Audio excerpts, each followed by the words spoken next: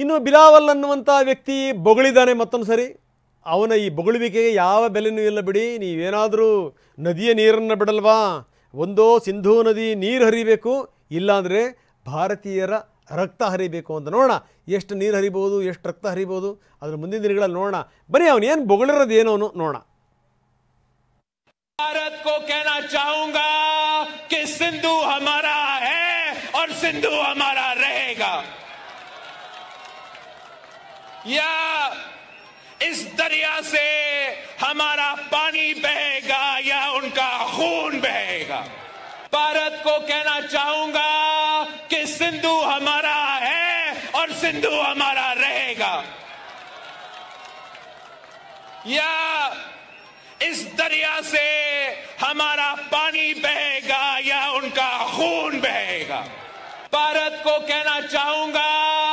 Sir ನನ್ನ resignation ಯಾಕೆ sir? ನಾನೇ ಜಾಬ್ಸ್ ನ ಕ್ರಿಯೇಟ್ ಮಾಡಿ ಬಾಸ್ ಆಗಬೇಕು ಅಂತಿದ್ದೀನಿ. ಹೇಗೆ? Boss Vala be the boss. कि सिंधु हमारा है और सिंधु हमारा रहेगा।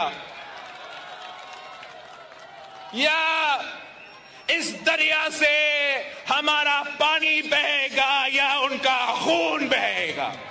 भारत को ನೋಡಿ, ಮುಂದಿನ ದಿನಗಳಲ್ಲಿ ಇವನ ರಾಗ ಇನ್ನಷ್ಟು ಕೆಟ್ಟ ರಾಗ ಕೇಳಿಬರುತ್ತೆ. ನೋಡ್ತಾ ಇರಿ, ಯಾಕಂದರೆ ಇವನು ಎಷ್ಟು ರಾಗವಾಗಿ ಹೇಳಿದ್ರು ಕೂಡ ಮಾತಾಡಿದ್ರು ಕೂಡ ಅಷ್ಟೇನೇ. ಪಾಕಿಸ್ತಾನಕ್ಕೆ ಯುದ್ಧಾಭ್ಯಾಸ ತಿರುಗುಮುರುಗಾಗಿದೆ. ಪಾಕ್ ಸೇನೆಯ ವಿಮಾನ ಲ್ಯಾಂಡ್ ಆಗ್ತಿದ್ದಂಗೆನೇ ಬೆಂಕಿ ಹೊತ್ಕೊಂಡಿದೆ. ಅಪರೂಪಕ್ಕೆ ಏನಾದರೂ ಪ್ರಾಕ್ಟೀಸ್ ಮಾಡೋಕೆ ಹೋದ್ರೆ ಇನ್ನೇನಾಗುತ್ತೆ ಹೇಳಿ? ಹಲವಾರು ಯುದ್ಧದ ಸಂದರ್ಭಗಳಲ್ಲಿ ನೋಡಿದ್ದೀವಿ, ಅಮೆರಿಕ ಕೊಟ್ಟಂಥ ಶಸ್ತ್ರಾಸ್ತ್ರಗಳನ್ನು ಇವರಿಗೆ ಉಪಯೋಗಿಸಕ್ಕೆ ಬರ್ತಿರಲಿಲ್ಲ. ಇವ್ರ ಯೋಗ್ಯತೆಗೆ ಯೂಸ್ ಮಾಡೋಕ್ಕೆ ಬರ್ತಿರಲಿಲ್ಲ ಇವರಿಗೆ. ಮೊನ್ನೆ ನಾವು ನೋಡಿದ್ವಿ, ಇದ್ದಕ್ಕಿದ್ದಂಗೆ ಎಫ್ ಯುದ್ಧ ವಿಮಾನ ಹೊತ್ಕೊಂಡ್ಬಿದ್ದಿದ್ದು. ಎಷ್ಟರ ಮಟ್ಟಿಗೆ ನಮ್ಮಲ್ಲಿ ಮಿಗ್ಗನ್ನು ಬಳಸಿ ಆ ಎಫ್ ಅನ್ನು ನಾವು ಕೆಡವಿದ್ದು. ಅದಾದ ಮೇಲೆ ಅಮೆರಿಕ ಕೆಂಡಾಮಂಡಲ ಆಗ್ಬಿಡ್ತು.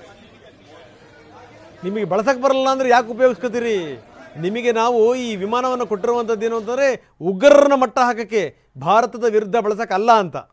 ಈಗ ಆಗಿರುವಂಥದ್ದು ಕೂಡ ಅದೇನೇನೆ.